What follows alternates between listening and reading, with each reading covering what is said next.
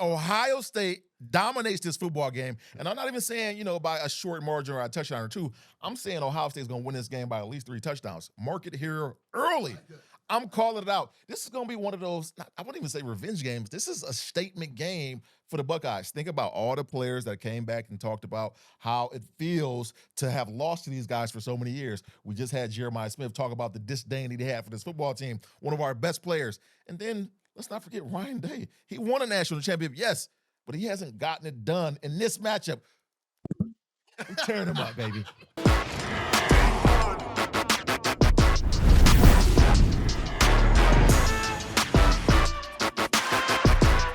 August is here and we are back. Welcome to a new episode of The Script, the podcast on the Ohio State Buckeyes. His real name is Cardale Jones. His fake name is Beanie Wells. My name is Dave Holmes. Make sure you hit us up on social at The Script OSU. Follow us on Apple, YouTube, and Spotify. All right, guys, a lot to get to today. We're going to talk about our buddy Terry McLaurin. We're going to analyze Michigan's over-unders. I'm going to beg you guys to pound the under so we can get some clicks here on social. But first, let's start with the camp news. And everyone's talking about the quarterback battle, Julian Sayin against Lincoln Kienholz. And let's start with what I think is Julian Sayin is the front runner, but we're looking for breadcrumbs here. Anything we can take. And Lincoln Kienholz was named Iron Buckeye, meaning that he was the exemplary workout guy doing everything in the weight room, everything with the team that he should be. So, my quarterback, Cardale, the Iron Buckeye breadcrumb here, does it matter? Does that move the needle for you as a Lincoln over Julian potential? You know what, not really. I think these guys still have to do a lot of things on and off the field to really earn the trust and the respect and the confidence in their coaching staff and their teammates around them to be the quarterback this upcoming season. But I don't want to take that lightly, though. That's a huge accomplishment for anyone because Coach Mick runs a tight ship when it comes to the offseason program. You know, those players spend a lot of time with the strength and conditioning staff, and for him to be on notice with other guys in that room like Jeremiah Smith, like with some of these other workout warriors, and for him to be named one of these guys from a position that's, historically not known to be workout warriors and gym rats, that's a huge accomplishment. And I'm pretty sure that gave him a lot of confidence within himself to go into this camp ball and really start to ride this wave of this quarterback battle. Yeah, I know Iron Buckeye wasn't a thing when you played Beanie, but, I mean, would this matter to you as a teammate? 100%. When I look at a quarterback, and I know that not only being a workout warrior, but just a hard-nosed guy, somebody that is gritty, and you get this award, and that's all of the things that it exemplifies, I think it speaks volumes because that's a guy I want in my foxhole. So for me, it does move the needle a little bit right now early in camp because you're always looking for those little extra incentives, those extra advantages to give you the leg up when there is a competition. And the fact that the coaching staff knows that, okay, this is a guy that we know when the going gets tough, he's going to be there because not only is he a workout warrior, but he's a guy that's not afraid to work, not afraid to grind. Yep. And I think right now when the coaches come out and say that, that gives you a bolt of confidence. So I know it isn't, necessarily what we want in terms of, a solidified quarterback being named day one starter just yet, but I think it's a good sign in the right direction. Now, there is a lot of camp to be had, a lot of plays to be made, and a lot of decisions to be made that still, is going to lead to the ultimate outcome of having a number one guy, but I think it's great early on. I think the vibe among fans is that it's Julian Sayin's job to lose, and I think here's why, because sometimes I guess we value what we haven't seen over what we have seen, and all we know about Julian Sayin is he was the number one quarterback in high school, all this unreached potential so far when he went down to Alabama. We think he could be great. And Cardale, what we've seen of Lincoln Kienholz in tiny, tiny doses, and I'm looking back at that ugly game we all know about, the Cotton Bowl, when we've seen him, he didn't look great, but it's not fair to judge Lincoln Kienholz on what we saw because it's been so long ago. Does that make sense, the argument I'm making here? Is people are going to hold the little bit they've seen of Lincoln Kienholz against him, and yet they're going to prop Julian Sayin up on what they haven't seen and what they've heard. Exactly. I mean, and that's just the way the sport is, period. No matter who's in that situation, it's kind of what have you done for me lately? The last taste that Buckeye Nation have of Lincoln Kienholz is that Missouri game, and pretty much the hype of Julian Sayin and everything he's done in high school and the limited time he got into this past year, his mop-up duties, is everything you want a Buckeye quarterback to be. we haven't seen him do it over a long period of time yet. Neither one of these guys.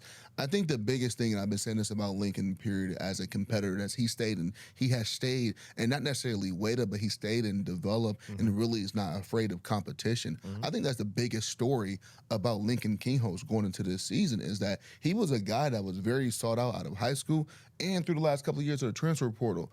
Look what we did last year, bringing in a guy named Will Howard, who ultimately became the starting quarterback. But we brought him in to be the guy, not to compete. And Lincoln could have easily just said, I'm out of here. Not just bringing in Will last year, bringing in Julian as well. So on the outside looking in, he's getting buried in this depth chart. But I guarantee you what's going on in that Kienholz circle is that I'm here to compete. I'm here to compete, and I'm not afraid of competition. He's showing that, and clearly he has showed that by the way he have earned the Iron Buckeye recognition. Edric Houston left camp, left practice for a day here with a leg injury, came back with a knee brace.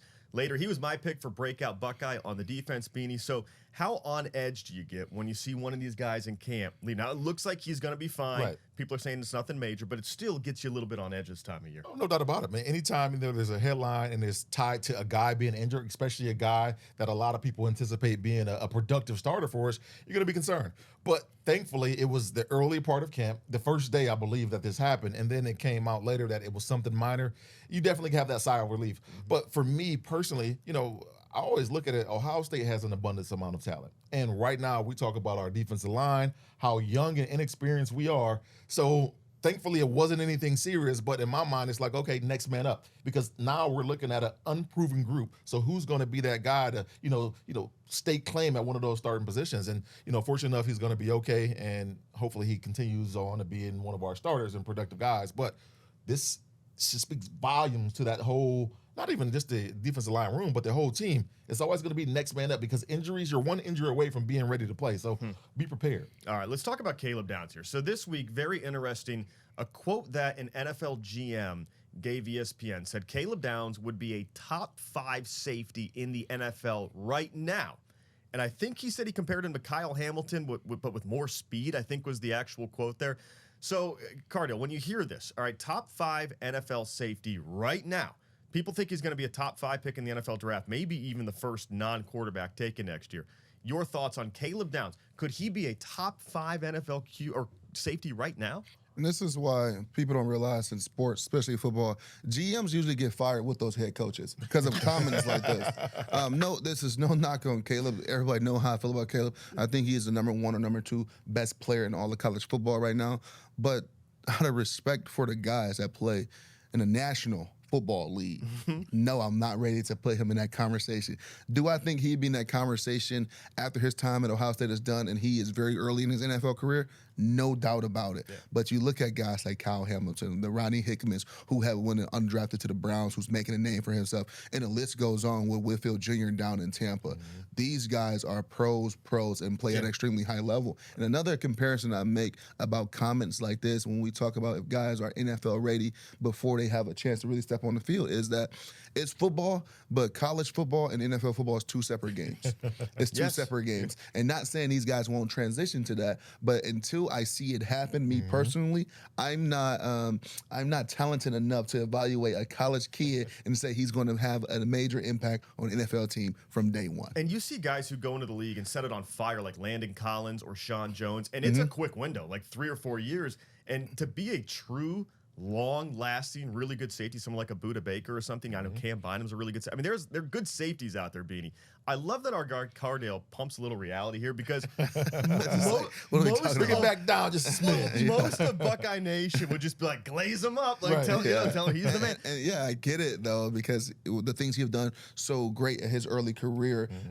First year at Alabama, I tell people all the time, and everyone know how I feel about Caleb Downs and the Downs family overall. Yeah, we love him. I said, listen here, man. The kid wasn't a freshman All-American. He was an All-American as a freshman in the SEC at Alabama and led the team in tackles. That's not something that you can wake up and just do. Right. So clearly the talent and ability is there, but I wanted you to see it at a high level before I start to make comparison to guys in the National Football League. Yeah, we're talking about top 5 in the league. It's a different animal. Yeah. Completely different animal. Yeah, it's a different level up there. Okay, something else that came out this week. Bruce Feldman released his annual freak list. All right, so Jeremiah Smith, number 1 on this list as the biggest freak in college football. Makes sense. I mean, the guy's from the moment he was 17 or 18, we knew he was going to be that guy. So, Beanie, I'm not going to tee Cardale up here because he's going to want to make some jokes here. Right. So we're going to dance lightly around the jokes. But number one here on the freak list already. What do you think about Dave, this? you just saying freak list just makes it so weird. Freak athlete list sounds a little bit better, but nonetheless. Yeah, Cardale's been on a couple freak lists at some point, right? All right, so Beanie. All right, so the let's just call it the best athlete list. All right, Bruce Feldman's best athlete list, number one. Oh, I mean, I think that goes without saying. I mean, Jeremiah Smith, when you look at what he possesses, and not even just talking about, the numbers that he was able to put up last year. The dude is what, 6'3". They say he's up to 225 pounds right now. Yeah. Runs like the wind, gets in and out of breaks like he's 170 pounds, can take the top off and jump out the gym. Yes, that is a freak of nature. Mm-hmm. And then coupled with his production, I mean, you certainly have to look at him and say, yeah, he's probably the best player in college football and probably the most freakish athlete that we've seen in college football. And I know we can sit back and we can say, Julio Jones, and I think that's a guy that everyone thinks and compares him to, but I think he's faster than Julio. And I think when you look at this freshman year compared to Julio, I think it's night and day. I think, his ability to go out and just dominate the guy opposite side of him is crazy, and I don't think we've seen anything like it. Yeah. Yeah, and you think Iron Buckeye is a freshman. And Cardale, some guys look good off the bus. That was always Chase Young, right? The moment Chase Young walked off the bus, you're like, that guy's a problem. Right. Jeremiah looks good off the bus. There are guys who are hard workers. He's all of it. That's the thing, man. He's all of it. And that's the great part about him. And Coach Mink had this saying in the locker room, in the weight room, and throughout his program, your best athletes, your top players got to be your hardest working guys. And I think they have really embraced that, especially a guy like Jeremiah Smith, who talked about his eating habits and his diet this past offseason as we slowly saw his body continue to develop into this freak athlete that we see here today. And he continued to fine-tune the small things that's going to continue to make him great.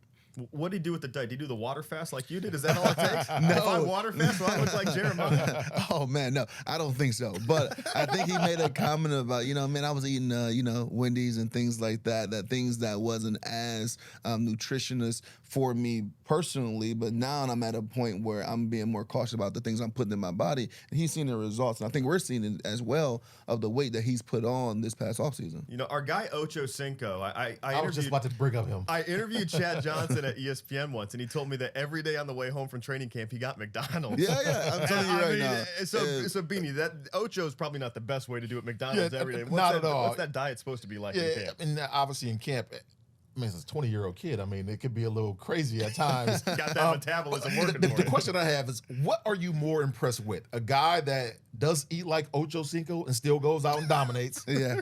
Or a guy that takes care of his body and does everything right and he goes out and dominates? But I'm leaning more towards the guy that, just goes out and does it. I mean, because you're freaky if you can go out and, play and put up these crazy numbers and you really don't, take care of your body. I got somebody who, we're going to come up with this freak list that we've had at Ohio State and guys that we play with. Yeah. Somebody who's definitely at number one on my list because they didn't necessarily take care of the body whatsoever. Okay, so let me ask you that. All right, so who was like the biggest freak athlete, the guy that you just could not believe that you played with? Cardale, start with you.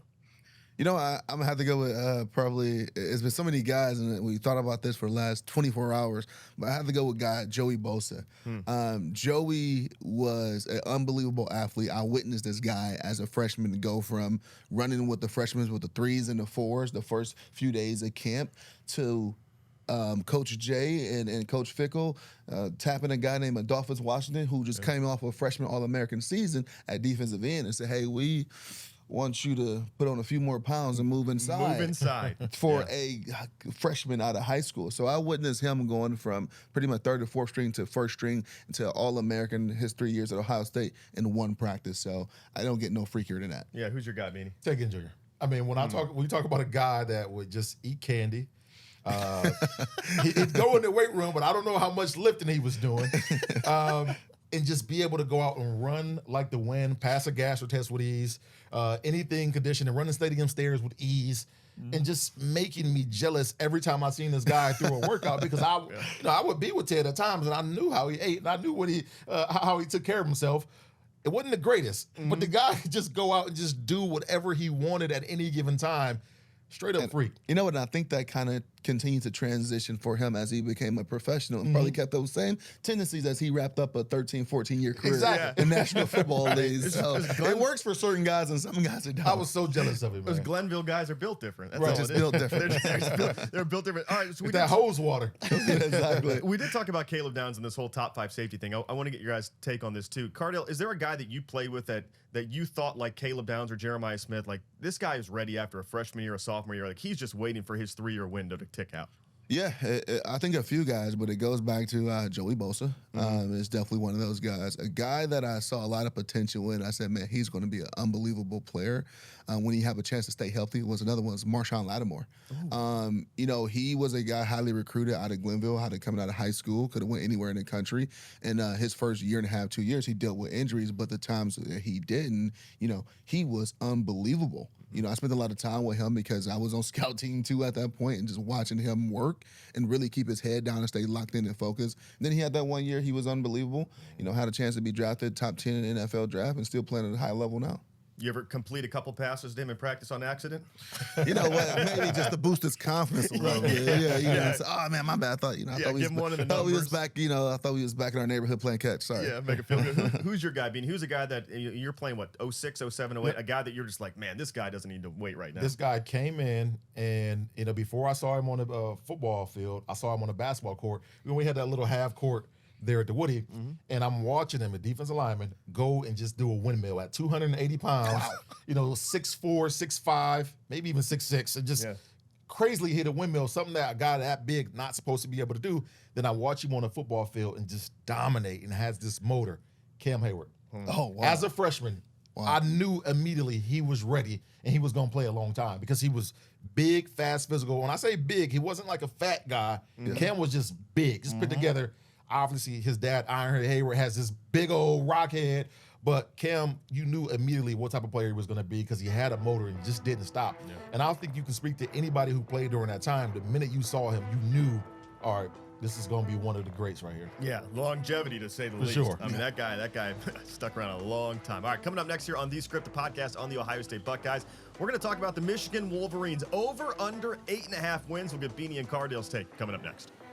Welcome back to The Script, the podcast on the Ohio State Buckeyes. Make sure you subscribe to us on YouTube. Click it right now if you're watching us online, or subscribe to us on Apple. Follow us on Spotify. All right, our friends from Prime Sportsbook sponsoring the show here. We love Prime Sportsbook. One of the best things about them, if you need help, you get a real live person in the chat or on the phone. That's rare in the world of sportsbooks. You know if you play. So make sure you sign up also and get our free match up to $500. Use our promo code SCRIPT. Deposit match up to $500. All right, so Prime Sportsbook, guys, has the Michigan Wolverines over under 8.5 wins this season. Like all lines, it's a good line. These people know what they're doing. So we're going to go through this. I've got the schedule right here. We're going to open with a home game against New Mexico. I think even these two Buckeyes are going to admit we're 1-0 after that, right? Yeah, I mean, 100% New Mexico, they should not lose that football game. Okay, so the interesting thing about this is there's this pending potential Sherrone Moore suspension. It would be a self-imposed one, looking like 2 games. They're going to self-impose it after they go to Oklahoma. Nothing like slapping yourself on the wrist when anyway. All right, so then week 2, they're at Oklahoma. That's Sherrone Moore's alma mater, a game that means a lot to him, Cardale. Do you think the Wolverines can go and get a win there? You know what? I don't think so. And I think overall because I think Oklahoma had a huge upgrade this offseason with John Montier at quarterback, one of the hottest, if not the hottest quarterback in the transfer portal this year, coming out of Washington State. We saw what other Washington State quarterback did in the portal for their team, Cam Ward down to Miami. And he has that ability. He has that type of talent. And I think Michigan has a lot. This is the hardest part about doing this show, an Ohio State-based show, because anything we say about Michigan seems like hate. But this is an all realistic type of stuff right here. But I think they dropped this game on the road. I'm with you. I think they lose this football game. Oklahoma, obviously last year on the offensive end, they weren't the greatest. They had a lot of quarterback issues, but on the defensive side, they were very stout. And I think, like Cardale said, bringing in a transfer quarterback, one of the hottest ones out there, I think that gets them over the hump offensively. And I don't know that Michigan has enough on the offensive end to keep up. Okay, so we go 1-1 for each of you as we go to week 3. Like we said, most likely Sherrone Moore not coaching this game. home against Central Michigan. I mean, anytime you're at the big house and you're hosting one of your directional brothers, I assume that's an easy win, Cardale. Well, yeah, I would say so as well. But last time they played, Central Michigan, they had to have someone on the side. Anyways, yeah, but I think they're not, worried about this game. So. Yeah. Normally they have a coach on both sidelines. Right. Yeah. Well, Central Michigan, what do you like? They should run through this one with ease. Okay. All right. So we're moving to week 4. This is where it gets interesting. All right. So they're at Nebraska. And I don't think this is the gimme that most people do. If you listened a few weeks ago, I said Nebraska was one of my picks for being a very improved team in the Big Ten. So Cardale, at Nebraska this year, Dylan Raiola, year 2, they got something cooking there with a head coach and a quarterback. You know what? I like it. I like Nebraska. I think this is a tough one. You look at Michigan's top, I would say 4 or 5 opponents. 4 of those games are coming on the road, and this is the second one on the road in 2 weeks with another tough opponent, a Big Ten opponent, and a kid, Dylan Raiola, quarterback position, going into his second year, and he's not going to make as many as those freshman mistakes that he's made last year. Yeah, remember this kid? He was a freshman mistake away from leading a game-winning drive in the shoe versus Ohio State. So I imagine a lot of those woes will go away with experience and having another full offseason under his belt of leading this offense. I got Nebraska. Ooh, I got Nebraska. You're going to take them 0-2 on the road as well. Yeah, I am. I like Matt Rule, obviously Dylan Raiola, and everything that he possesses as a quarterback to make good decisions. He can make all the throws, but last year he was a freshman. Freshmen go through the freshman rules. And again, I just don't know that Michigan has enough. They lose a lot on the defensive side of the ball, especially in that secondary, one of their best players being gone and drafted. I think they lose this one. Home at Wisconsin, got to be maize and blue win this game, right? It's gonna be a tough one. I mean, Wisconsin's another improved team from last year to now, and some things they trying to put an emphasis on scoring the ball and bringing in some weapons like Jalen Bowder from Ohio State and a few other guys from around the country. So I don't see them really going 0-2 in the Big Ten to start it off. But this is not going to be a gimme. I got them winning this game, but I think they're going to be exposed in this game because they're going to put themselves in position where this is not the Wisconsin team you're traditionally used to seeing of trying to keep it in a low-scoring game. They're trying to go out there and score some points. The hate is thick on this show today. Not at all. It's being realistic. Thick. If it's fair, if I'm being fair, I've already been on record saying this. I'm really excited about this Michigan team next year because I think these guys are going to be really good with a lot of experience coming back and some great recruits coming in. All right, Beanie, what about you? You're going to pile on the hate? You're going to let them at least beat Fickle's boys? Yeah, I think they'll win this game. I just don't know that it'll be an easy cakewalk like everybody anticipates. Luke Fickell is going into his 3rd year. He's trying to build that program back, and I think they'll go out and play Michigan very tough. They won't win the game, but it won't be a blowout by any means. Okay, at USC, you both have them dropping their first 2 road games. Are you going to take them 0-3 on the road, Cardale, at USC? You know what? I'm not taking them 0-3 on the road, but those top 5 opponents, and USC is this other one I'm speaking of, I do view them dropping potentially 3 or 4 of these opponents.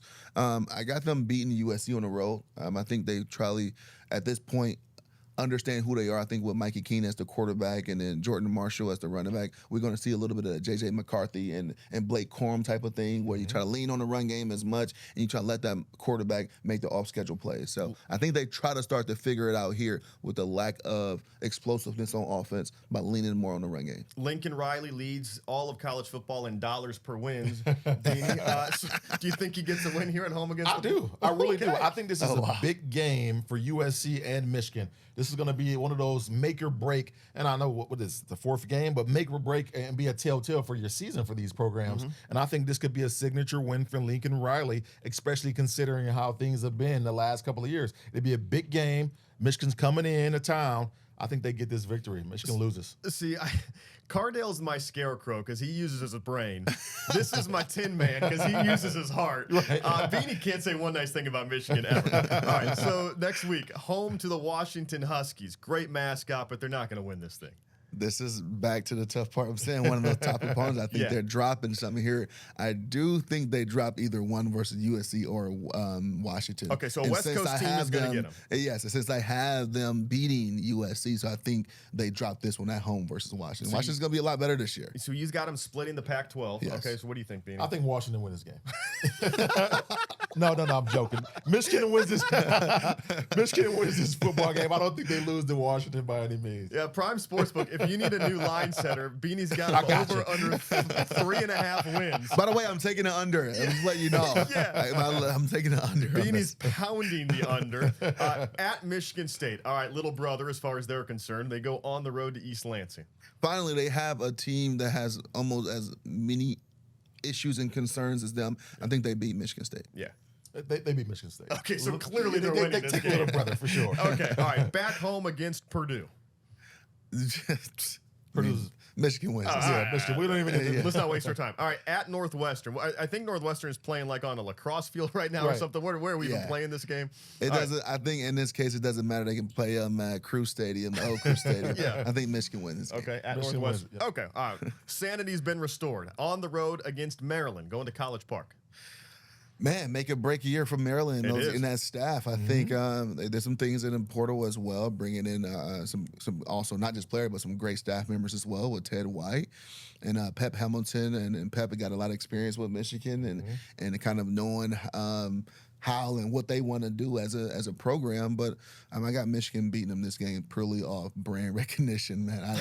I don't see Maryland beating Michigan. Yeah, I don't see. I think Maryland plays them tough, for 3 quarters, but Michigan stretches out. Maryland's always one of those teams that for whatever reason they can't put a game together for 4 quarters. Yeah, and I think this will be one of them. Michigan wins. Yeah, Maryland's won a lot of third quarter championships. They play it tough. Last year in the big house. Yeah, a lot. A lot. All right, final game at home against Ohio State, guys. Do you want to get some clicks?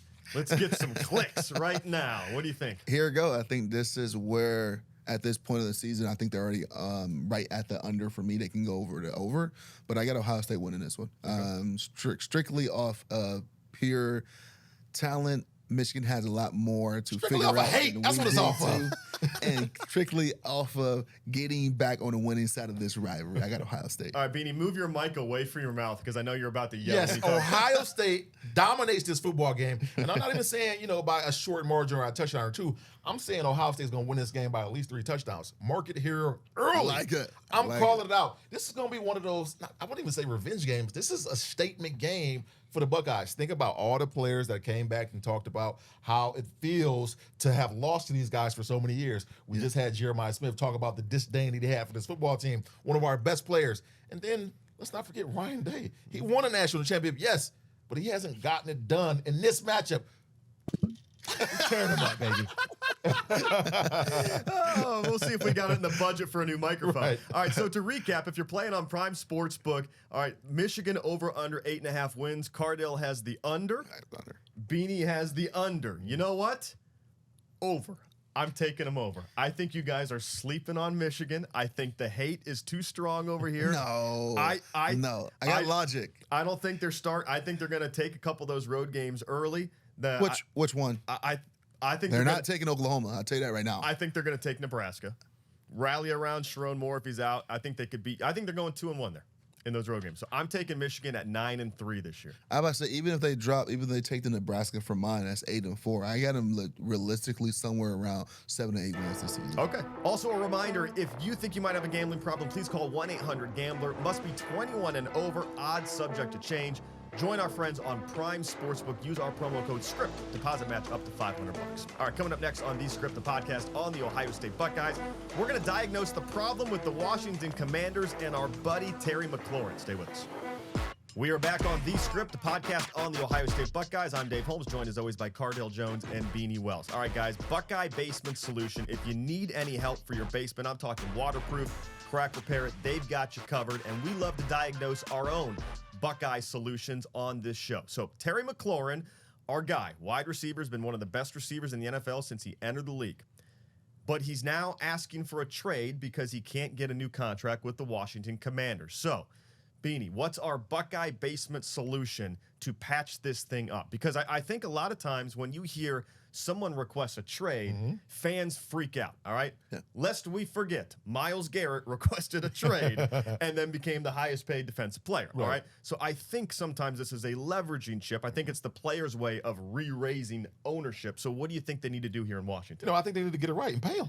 I mean, when you go back and you look at, how the Washington Commanders have been over the last couple of years, he's been a staple point on that football team. Up until you got Jaden Daniels, he was the best offensive weapon that you've had. Now you've added pieces to the puzzle. You've not only added pieces to the puzzle on the offensive side, you've gotten new ownership. Yeah, defensively, you got new ownership. And with that new ownership, trying to rebrand yourself as a respectable program, why not keep one of your core players in check and in place by just paying him? And then when you got a young quarterback in Jaden Daniels, the last thing that you want to do is disturb the chemistry that he has with his best offensive playmaker. You add Deebo Samuels to this.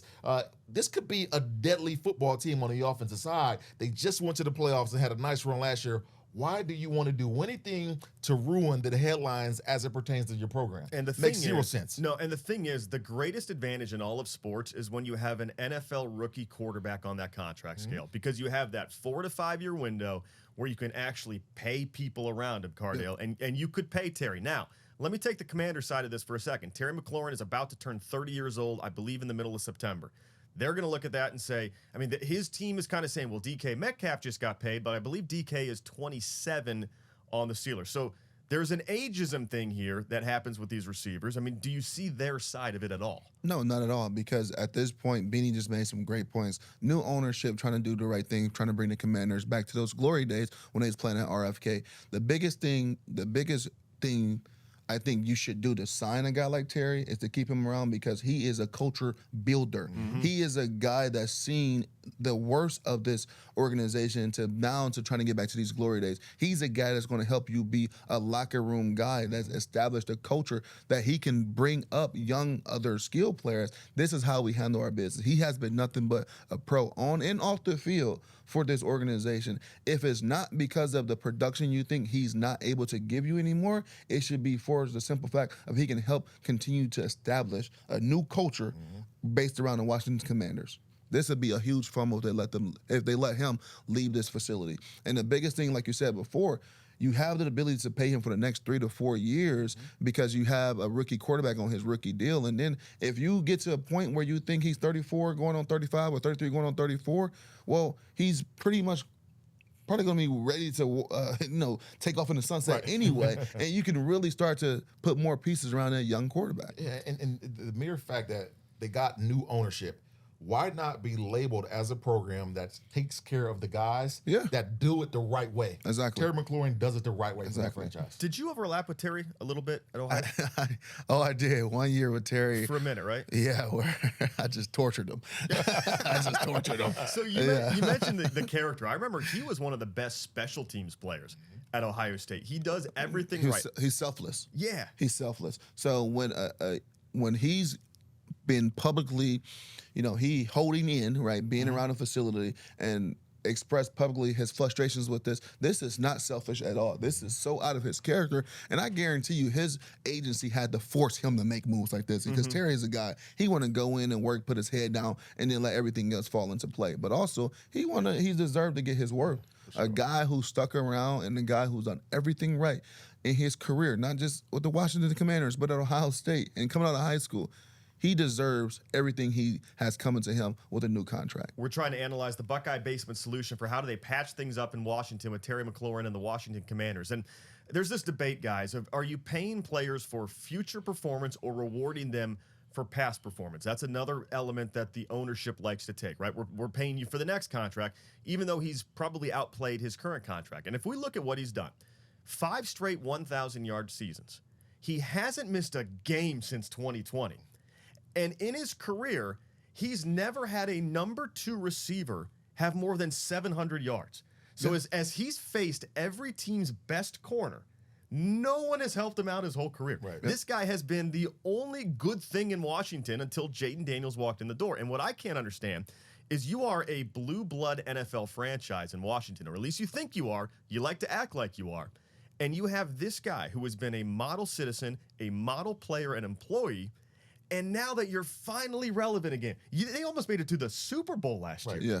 Now you cut loose. Beanie, this is a PR nightmare to me. Just pay the man. It is. It makes zero sense for that franchise to be in this position. And you need to drum up all the good publicity that you can if you're the Washington Commanders, because we know what they were going through, the whole ordeal with the last ownership. Just and Dan Snyder in a cloud of smoke. Like, who wants that? Who wants that at this point in time? Yeah. I mean, you just hit the nail on the head. It's a PR nightmare, man. You're gonna let a guy who is not just a staple in your organization, but a staple in your community leave. Mm-hmm. You already still fighting your fans right now because of a simple name change and not playing at the stadium that they all love. Mm-hmm. Dude, like, come on. Yeah. Like, what are we talking about here? And I think it's easy for fans sometimes to roll their eyes. They love rolling their eyes when people hold out or ask a trade or want more money. But there's a difference. Like you said, Cardale, if Antonio Brown does it and Terry McLaurin does it, the track record of Terry McLaurin is Beanie. It's different when it's a guy like this who actually puts his foot down and says, "Okay, it's time to be fair." 100%, a quality person. Yeah, like, I mean, and I think the fans are on his side. They should be, as they should be. Yeah. Well, if you guys need any help diagnosing your own problem in your basement, make sure you visit our friends at BuckeyeBasementSolutions.com or give them a call 614-956-4592. That'll do it for us on this week of The Script, the podcast on the Ohio State Buckeyes. We are off next week. That's our final bye week. And then it's buckle up time, guys. We're going through December at least. No, I think we're going through mid-late January. I was about to say, through. whoa, hold on now. Season don't end there. Yeah, we got 15 or 16 games in us, I think. But think about it, man. Right now, there isn't a week without a football game until the Super Bowl. That's a beautiful thing. And even then, we probably get what is it? Is the Pro Bowl after the Super Bowl or before? Week before. Week before. Okay, yeah. So I mean, until the Super Bowl. Good time. Good time to be alive. Also, a good time to subscribe to us on YouTube, follow us on Apple or Spotify, or hit us up on social at The Script OSU. We'll see you back here in 2 weeks.